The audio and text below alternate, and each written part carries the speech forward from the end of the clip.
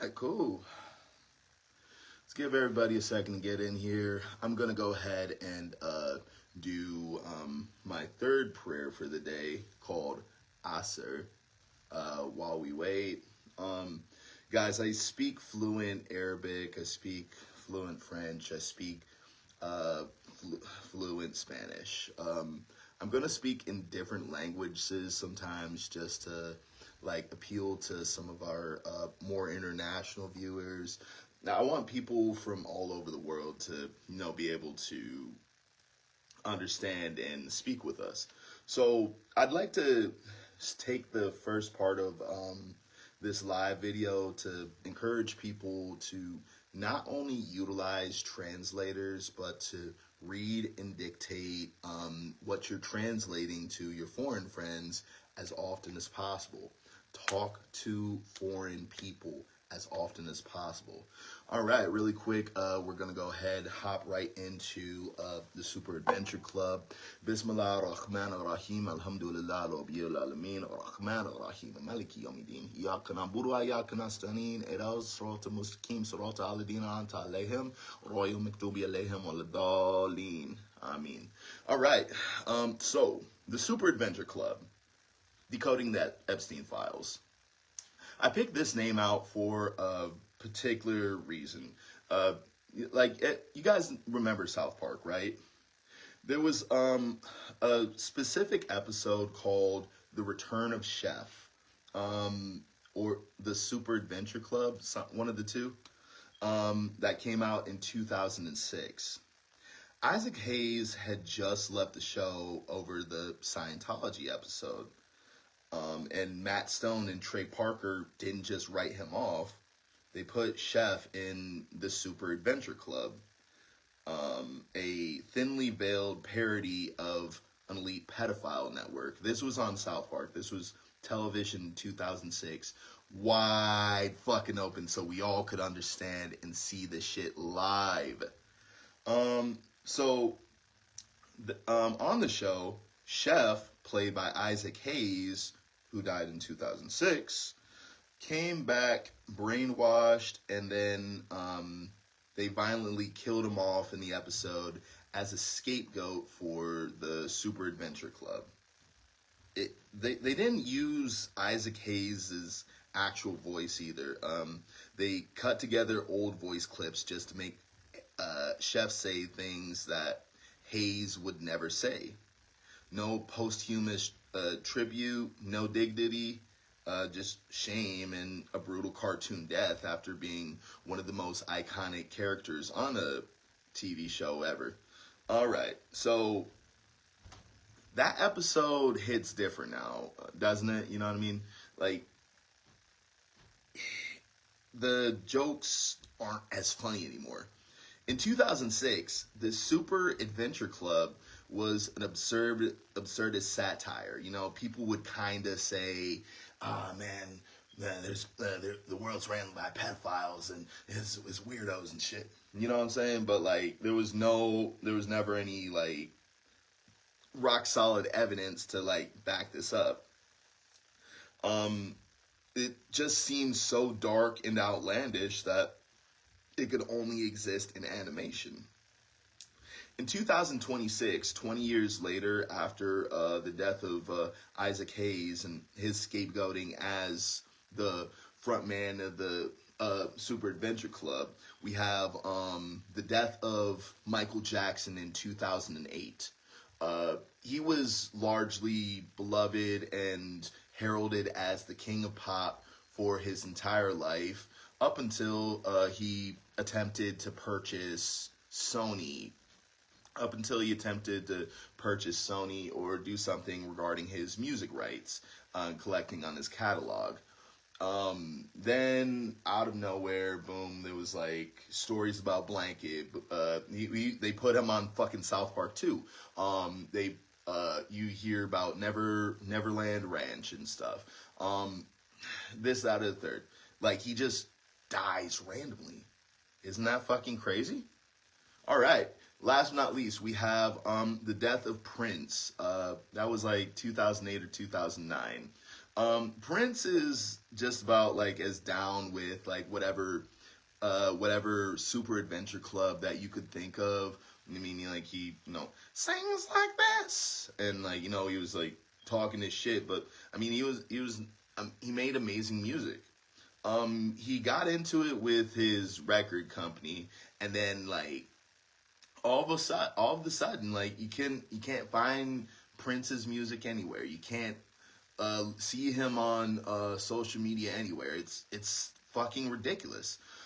Like the it's almost like a show of their strength and their power. Like when they disappear someone that's like prolific and bigger than big. I mean, you don't get no bigger than Isaac Hayes. You don't get no bigger than Prince.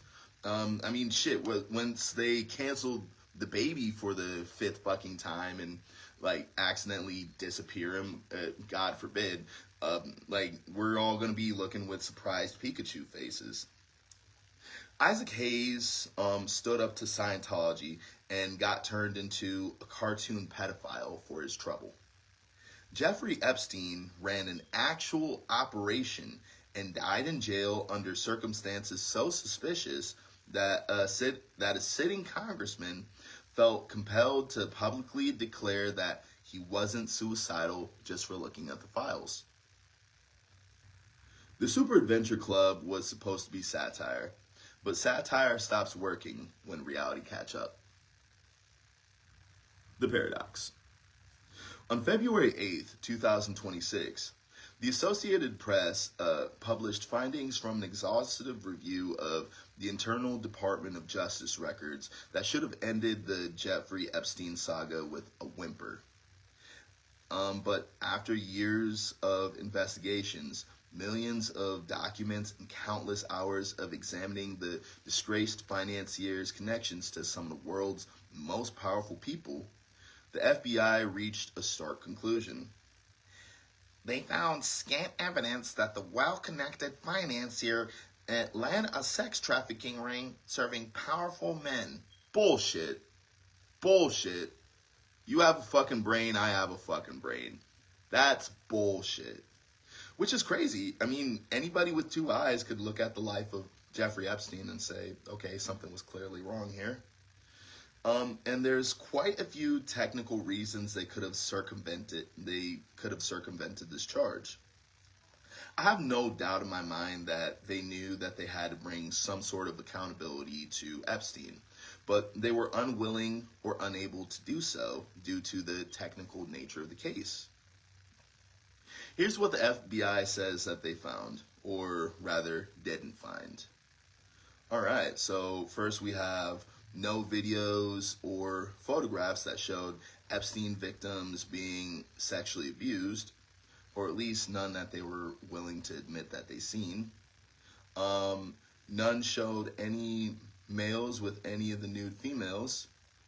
No photographs or evidence contained evidence implicating anyone other than Epstein and Ghislaine Maxwell. Once again, very convenient.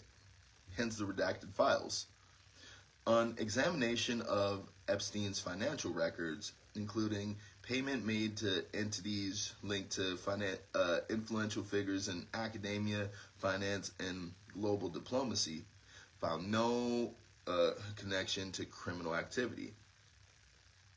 Virginia Giuffre, probably the most famous victim, made public claims that Epstein lent her out to his rich friends. The FBI says agents couldn't confirm this story and found no other victims telling a similar tale. Oh my god, I can't believe they used the word tale for this, bro. These are people. Bullshit. Bullshit. The client list that dominated headlines and fueled countless theories, according to a July 2025 Department of Justice memo, it just didn't exist. Bullshit. This conclusion creates immediate cognitive dissonance when you line it up against what we know happened. We have documented proof that that Jeffrey Epstein paid the Ohio State University's head of gynecology $75,000 for years. We have emails showing Epstein sending victims to gynecologists. We have a lot of photographs of Stephen Hawking at Epstein's Island in 2006, and I mean, I have no sympathy for any of the fucking monsters, but I mean, like, look at that motherfucker, bro. He's in a wheelchair. How else is he gonna get pussy other than by buying it? And we have a sitting congressman, Thomas Massey, who felt compelled to publicly declare on February 13th, 2026, I am not suicidal. I eat healthy food, and the brakes in my car and truck are in good shape. I practice good trigger discipline, and I never point a gun at anybody, including myself. There are no deep pools of water on my farm, and I'm a pretty good swimmer. We have Ghislaine Maxwell, serving 20 years for sex trafficking, offering through her attorney to speak fully and honestly if granted clemency by Donald Trump, promising to prove that both Trump and Clinton are innocent of any wrongdoing. I wouldn't do that, Trump. It sounds like she's trying to fuck you over, brother. We have Bill and Hillary Clinton facing contempt of Congress by before finally agreeing to closed-door depositions after 6 months of resistance, despite never being accused of any crimes. And perhaps most bizarrely, we have Epstein's Zorro Trust claiming an $85 million Powerball jackpot on July 2nd, 2008, exactly one day after Epstein entered in jail to begin his sentence. How do we reconcile these facts with the FBI's conclusion? The answer actually reveals how power protects itself. Not through vast conspiracies, all this shit that's online that they put out for all of you guys to argue about. That's all just an illusion. It's a mind trick. That's that fog of war, if you will. Institutions, through institutional mechanisms, make certain truths functionally unprovable, even though you could look with your own two eyes and see the fucking truth. Let's explain. Number 2, the document dump strategy. Engineering signal to noise chaos. On January 30th, 2026, the Department of Justice released what is called the final batch of Epstein files. 3.5 million documents, 180,000 images, and 2,000 videos. The sheer volume was presented as transparency, a victory for accountability, if you will.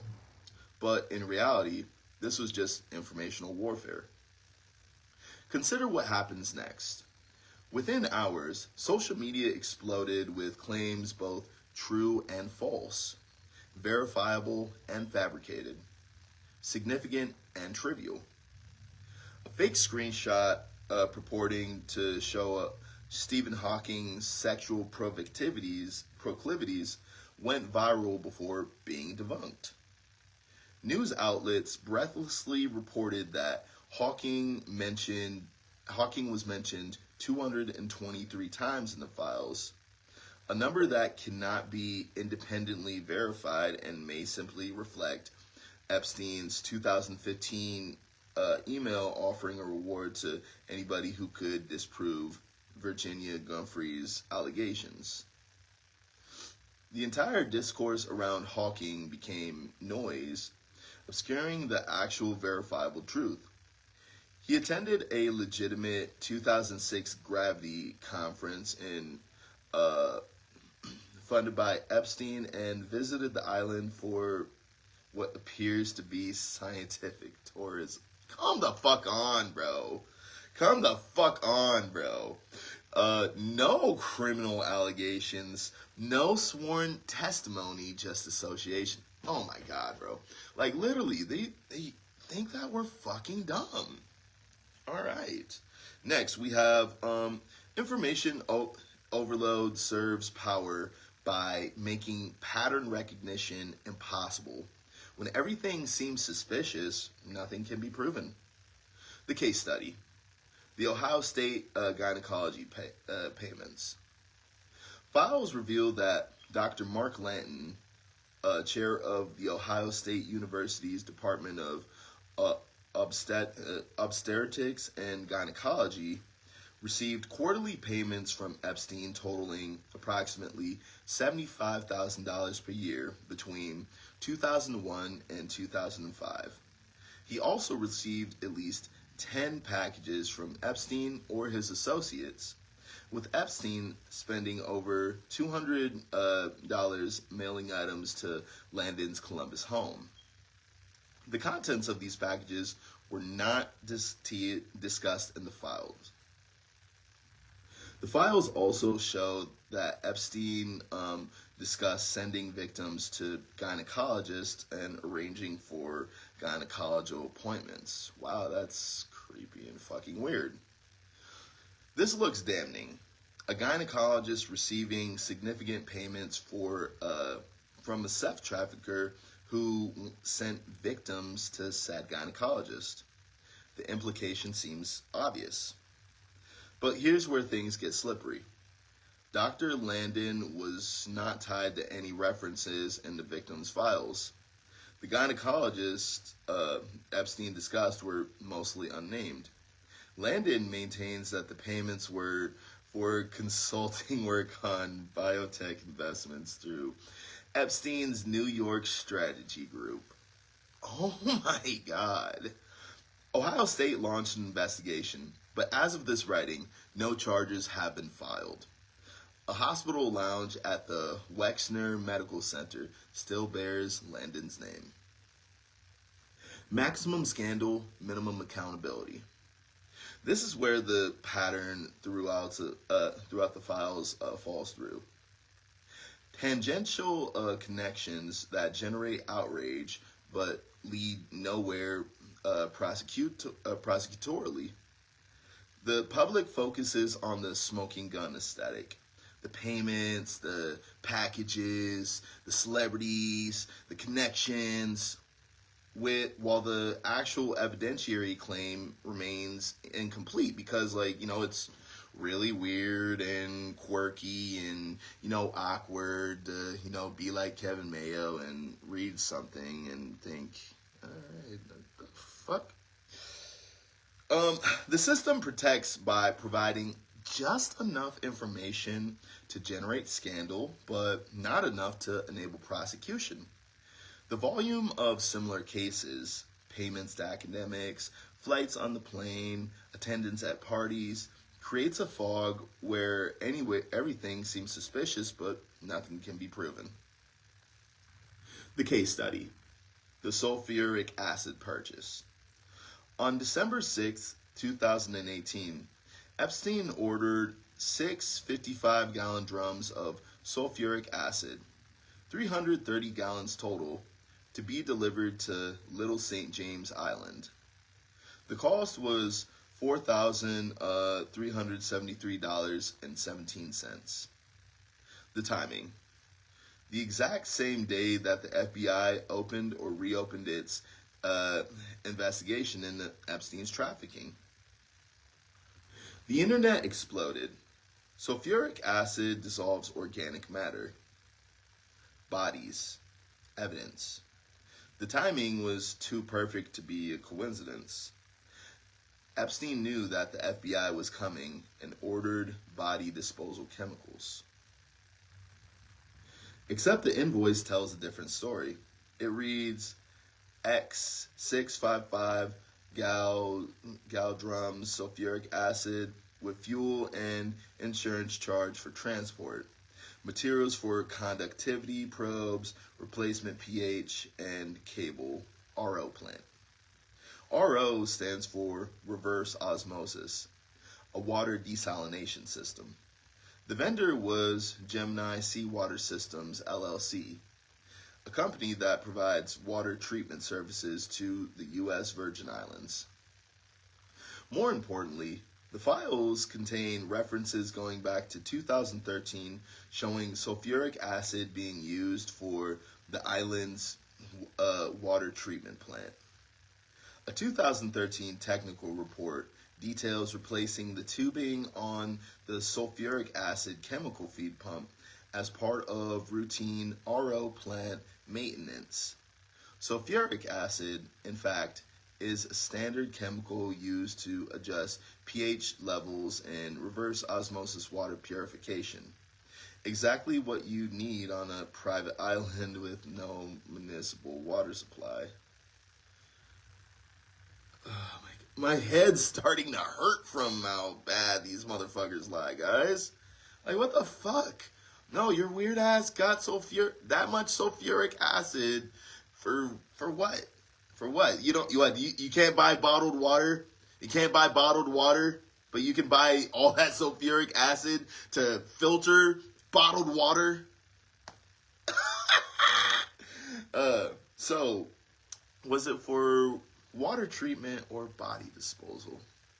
Both explanations are facially plausible, and the system is designed precisely to create this ambiguity.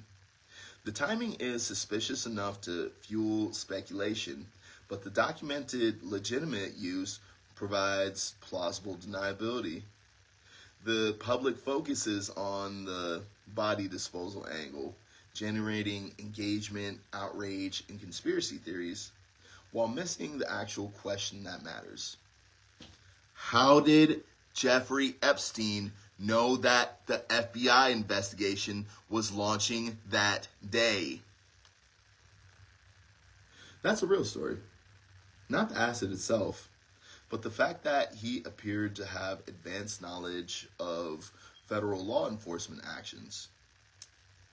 But that question gets lost in the noise of the body disposal speculation. By the time, your buddy catches up to you with, wow, sulfuric acid does this, that, or third, what I'm saying? It's time to talk about something new. It's time to make the next fart joke, talk about the next baddie that was shaking ass or had an Instagram live about who she was fucking. That's the game. Confuse you with spectacle, move on, because hurts to think about. Strategic ambiguity is more protective than secrecy. You don't need to hide information when you can ensure that people focus on the wrong things. Number 3, the deflection mechanisms. Manufacturing misdirection. Guys, if you like if you guys like what we're doing right now, I promised that we're going to continue to do more of this. We're currently covering the Epstein files. This is a long-form 4,000-word essay that I wrote without the help of AI, by the way, about the Epstein files. And if you guys like this, please share this. Tag your friends. Anybody with a child that wants to keep their kids safe from these awful, disgusting pedophiles. All right, back to it. Section 3, deflection mechanisms, manufacturing misdirection. The system doesn't just rely on informational overload. It actively deploys deflection mechanisms to redirect attention away from substantive investigation. A, the anti-Semitism shield. In Facebook discussion threads during the Epstein's file release, I made what I thought was a crucial distinction. I identified the Frankists and the accelerationists as the specific ideological factions worthy of investigation and explicitly separating them from the broader Jewish identity. I want to be abundantly clear. Anti-Semitism is wrong. It's a tool that the Frankists and the accelerationists use as a victim card. They hide within all religions. Jews, Muslims, Christians, all religions. All fucking religions. They're called the Frankists and the Accelerationists. Now, they are in the Jewish faith at the highest concentration, but that's just specifically to get us to argue with one another. This precision and this distinction matters enormously. The question of whether specific historical power networks or networks that cross religion, ethnic, and national boundaries played a role in enabling Epstein's operation is legitimate. The question of whether Jews as a collective group are responsible is both false and dangerous. In practice, the system ensures that any attempt to identify specific networks gets collapsed in the latter accusation.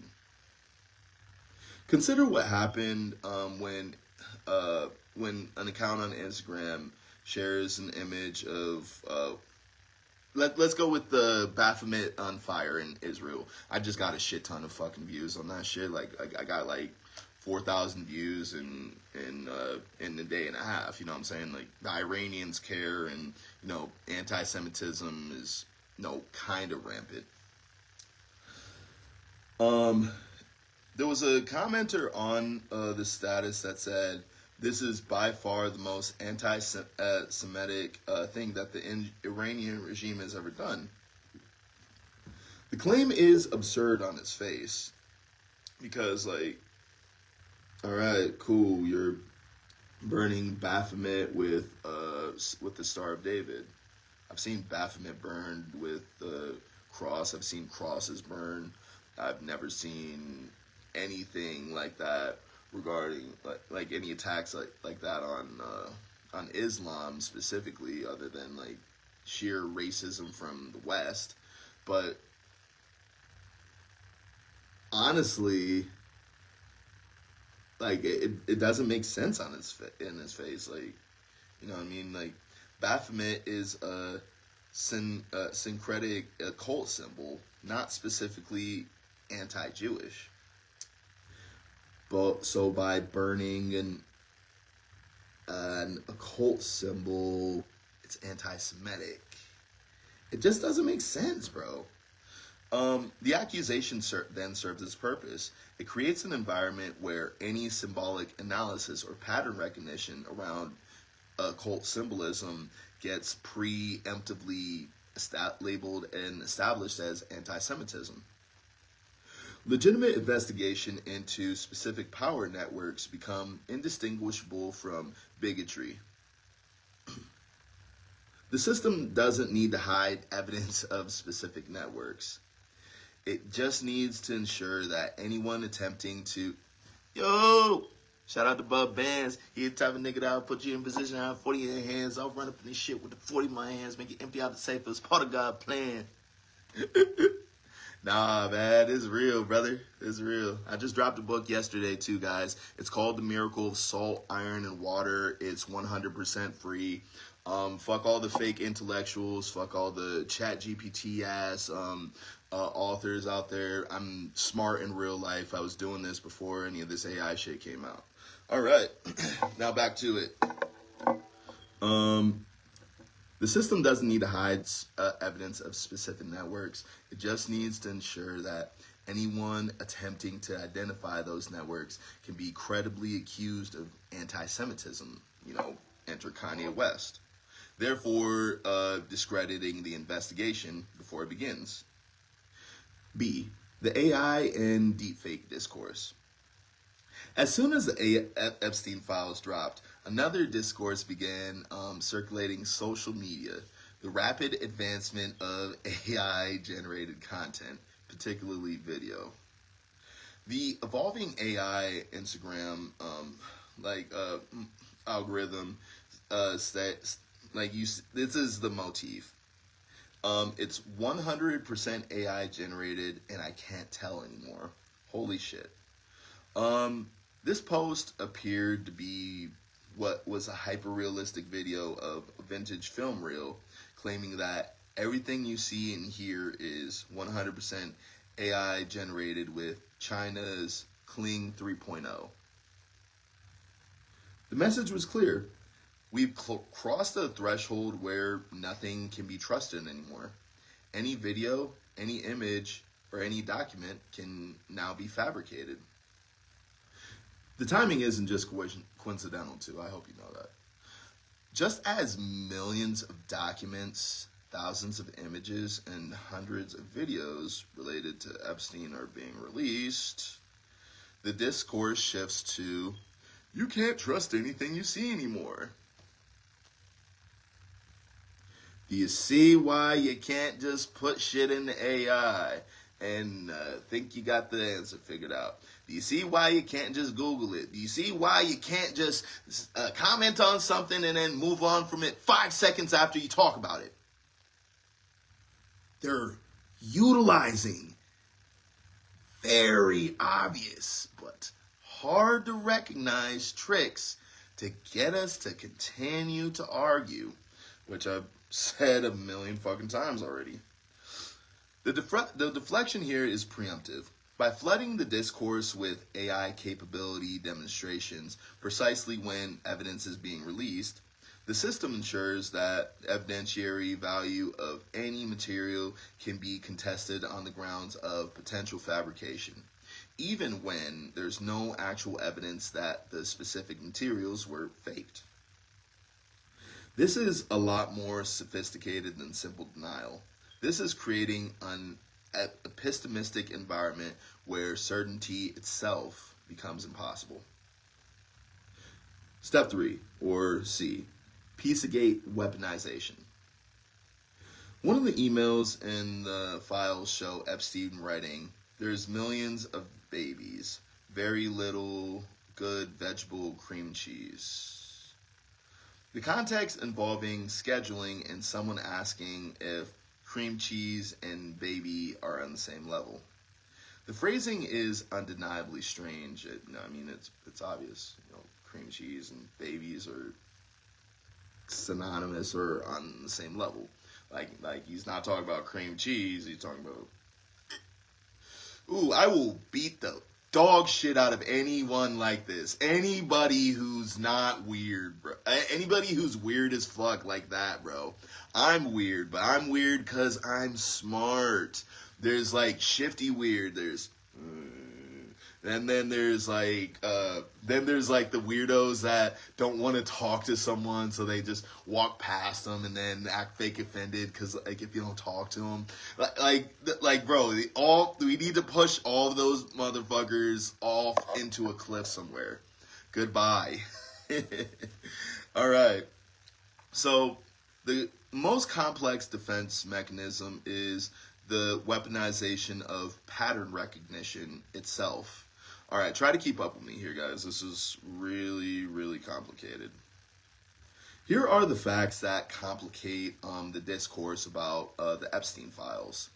The FBI does document that criminal networks use coded language in communications. Food-related items have been identified in prosecuted cases of trafficking.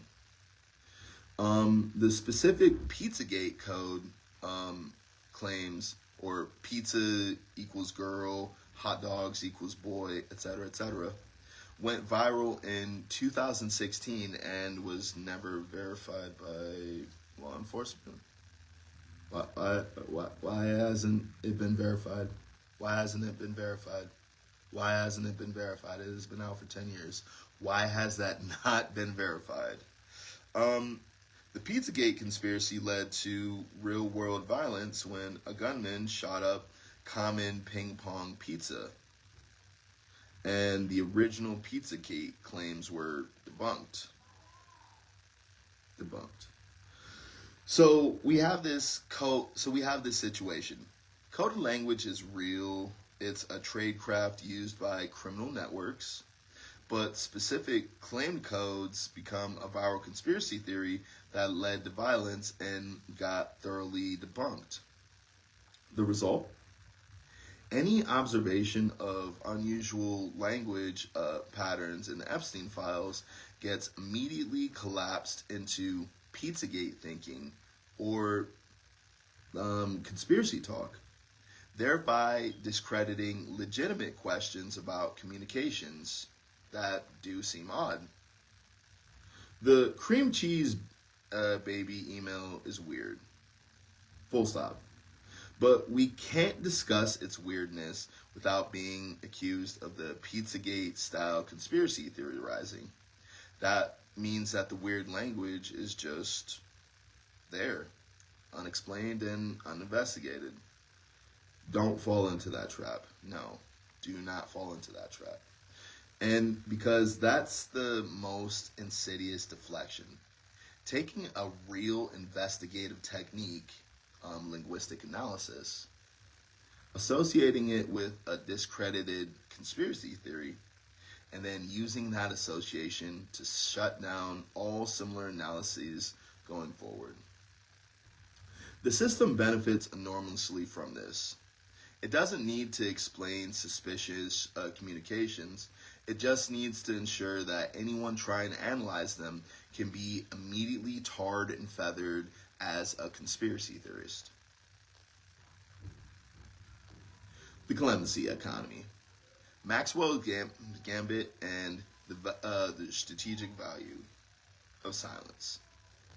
On February 9th, 2026, Ghislaine appeared virtually for a closed-door House Oversight Committee deposition from her prison cell in Texas. She was serving a 20-year sentence for sex trafficking, convicted of conspiring with Epstein to abuse teenage girls. Congress wanted answers. Survivors wanted accountability. The American public wanted the truth. Maxwell invoked her Fifth Amendment right to silence repeatedly, every single question. Except she didn't just stay silent, she made an offer. Through her attorney, David Oscar Marcus, Maxwell sent a clear message. Mrs. Maxwell is prepared to speak fully and honestly if granted clemency by Donald Trump. The offer was specific. She would testify that both Donald Trump and Bill Clinton are innocent of any wrongdoing regarding Epstein. Her attorney added that Miss Maxwell alone can explain why, and the public is entitled to that explanation. This moment reveals how the actual economy is at work. And it has nothing to do with evidence or justice. It has everything to do with information as leverage, access to commodity, and silence as negotiable, and protection as transactional. Consider the mechanics. Maxwell's position. Man, this is really, really complicated, high-minded stuff right here. I'm totally not mad if you guys need to take a break. Go grab a water, go grab a juice or some shit, grab a snack. I'm going to be right here reading. Right after this, we're going to touch on The Miracle of Salt, Iron, and Water. It's a book that I just dropped yesterday. All right. Consider the mechanics. Maxwell's position. The information that she has, or claims to, she's willing to exonerate powerful people, but only if she gets clemency, meaning that her silence is more valuable than her testimony. The institutional dynamics. She's already met with Deputy Attorney General Todd Blanche in July 2025. Blanche was Trump's former personal lawyer. Shortly after that meeting, Maxwell was transferred from a low-security correctional institute in Florida to a cushier minimum-security prison camp in Texas. When meeting with Blanche, she asked questions. When subpoenaed by Congress, she invoked the Fifth. The pattern. Cooperation with executive branch equals improved conditions. Subpoena from legislative branch, silence. This isn't about truth or justice. It's about leverage and negotiation. Maxwell doesn't need to reveal a client list. The threat of revelation is more valuable than revelation itself. She can offer a selective exoneration to both Trump and Clinton, positioning herself as the gatekeeper of the reputation of two very powerful men, while making herself indispensable to both the Democratic and Republican Party. The Democrats accuse her of trying to buy clemency. Republicans like Representative Anna Paulina Luna tweeted, "No clemency. You comply or face punishment. You deserve justice for what you did, you monster." But here's what everyone missed. Maxwell's gambit works, regardless of she gets clemency or not. Maxwell won, whether she gets clemency or not. You guys still with me? We're talking about the Epstein files. I get kind of deep into it sometimes, and I know how stressful this information can get sometimes. Just make sure you take a breath, step outside the house today, talk to real people, just throw a fucking snowball and relax. All right. With that being said, I'm gonna get kind of serious again, but I do want to be clear. I have a lot of hope in my heart for the future, and this shouldn't be taken as destitute or everything is bad. That's the exact opposite of my operating MO in life. But here's what everyone missed. Maxwell's gambit works, regardless of whether or not she gets clemency. Ghislaine Maxwell has won, regardless of whether or not she has gotten clemency. If clemency is granted and she testifies, she can selectively exonerate everybody, Trump and Clinton, while potentially implicating others, controlling the narrative through strategic discourse. If she doesn't get clemency, she maintains the silence, keeping powerful people in a state of uncertainty about what she might say if her situation changes. The leverage remains. The system functions perfectly in this scenario because actual evidence is irrelevant. Who gives a fuck about the truth? What matters is perceived control over information. Institutional actors negotiate privately, blanche meetings and prison transfers. Public proceedings become theater. You know what I mean? We want to root for our guys, holding the bad guys accountable. And silence becomes more valuable than discourse because it keeps options open. This is how elite protection actually works in practice.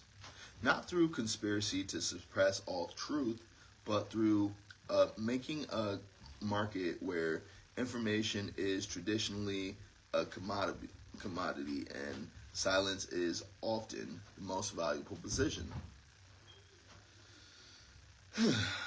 The Clinton depositions. Performance art as accountability theater.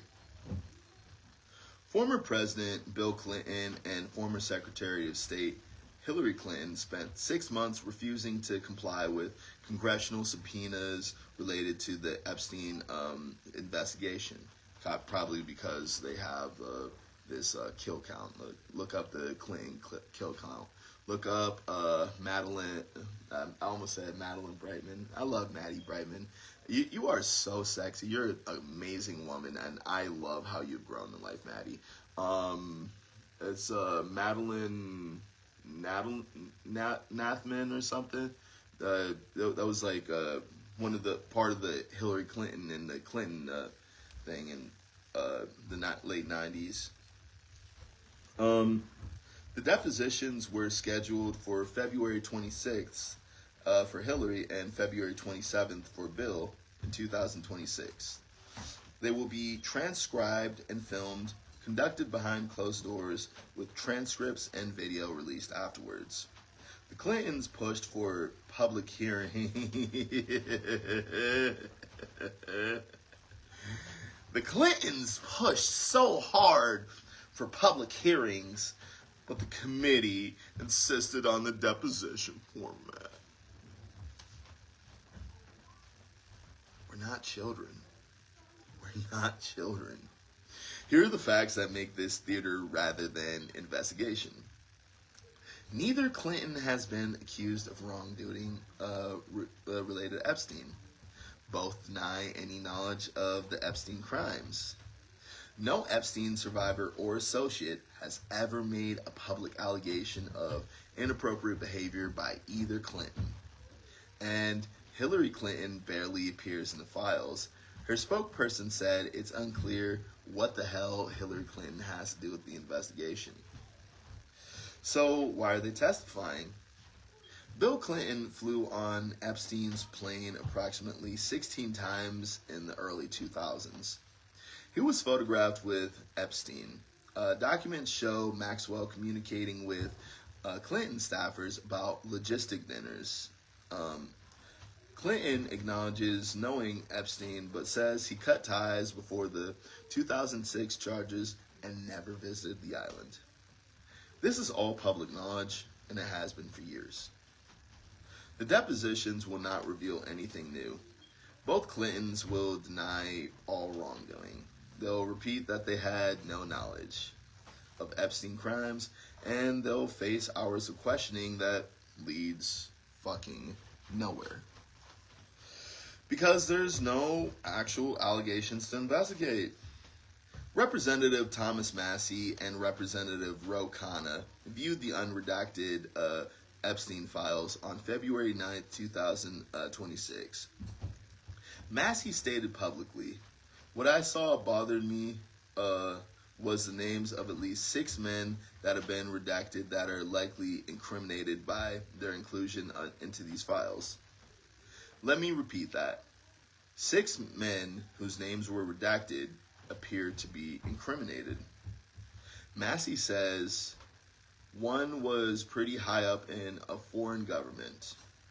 Khanna said one of the others is a pretty prominent individual, and they could not immediately determine the nationalities of 3 or 4 others. The DOJ's redaction criteria were supposed to be limited to personal information of victims and materials that would jeopardize active criminal investigations. Yet 6 names of potentially incriminated men were redacted. The DOJ has not explained why. Congress has not received the privilege log explaining the redactions to the DOJ that was required to provide within 15 days of the January 30th release. So let me be clear about exactly what's happening. The spectacle. Bill and Hillary Clinton, who have no allegations, but definitely did the shit against them, testify in closed-door depositions that will be filmed and released, generating massive media coverage. The substance. 6 men who appeared to be incriminated based on their inclusion of the files remain redacted and unnamed with no explanation provided. And this is how the system works, honestly. It's so fucking frustrating. High-profile accountability theater distracts from substantive reactions that protect actual power. The Clintons become the story. The news cycle focuses on their depositions. Congressional hearings generate clips, and the pundits debate. Meanwhile, the 6 unnamed men who bothered Massie because they appear likely incriminated, they remain protected by the unexplained redactions that may violate the law requiring disclosure. All right, guys, take a breath. We're almost done. Number 6, the Thomas Massie indicator. When congressmen fear for their lives. On February 13th, 2026, Representative Thomas Massie, a sitting member of the United States Congress posted on X, "I'm not suicidal. I eat healthy food. I eat healthy feet. I eat healthy food. The brakes on my car and truck are in good shape. I practice good trigger discipline, and I never point a gun at anyone, including myself. There are no deep pools of water on my farm, and I'm a pretty good swimmer." Read that again. A member of Congress felt compelled to make a public declaration about his mental health, his vehicle maintenance, and his firearm practices, and his swimming ability. This wasn't the first such statement. Former Representative Marjorie Taylor Greene made a similar declaration in September 2025 after being one of only 4 Republicans to sign a petition forcing a vote on the full Epstein file release. Man, dude, we did not deserve how good of a Congresswoman Marjorie Taylor Greene was. "I'm not suicidal, and I'm one of the happiest and healthiest people that you meet. With that said, if something happens to me, I ask that you all find out which foreign government or powerful people would take such heinous actions to stop the information from coming out." Representative Nancy Mace made a comparable statement in February 2026 after writing a letter to the DOJ about the files. What all 3 have in common is they co-authored or supported the Epstein Files Transparency Act. They viewed the redacted files. They publicly criticized the DOJ redactions, and they identified spectacle and specific powerful people whose names were being protected. Former Representative Marjorie Taylor Greene responded to Massey's statement. "These are not the types of public statements that any of us should have to make, but I'll back this up as his friend. Thomas is one of the happiest people that I know. He loves his kids and his grandkids. He also loves his wife. He loves his life. He loves our country, and he loves Kentucky." Think about what all of this reveals. When an elected representative of the American people, people with security details, institutional protection, and platform politics, they feel the need to make preemptive declarations about not being suicidal. And that tells you several things. Number 1, they believe the threats are real. These aren't performative statements for attention. The specificity of the car brakes, the swimming ability, and the gun discipline indicate actual threat assessment and vulnerability mapping. The threats aren't from the conspiracy theorists. Random internet accounts don't have the capability to stage vehicle accidents, drowning incidents, or suicides. These statements implicitly acknowledge threats from institutional actors. The public statement is the protection mechanism. By declaring "I'm not suicidal" publicly, they create a situation where any subsequent death under suspicious circumstances would immediately appear as exactly what they feared. The declaration is protective precisely because it would make a staged death obviously more staged. Ooh, that's dark. Like, think about that, bro. Think about that. Like, once you get to a certain position and power in life, you really can't do shit except for tell people, hey, if I end up dead, I didn't do it. I mean, right? Isn't that triple X Tentacion?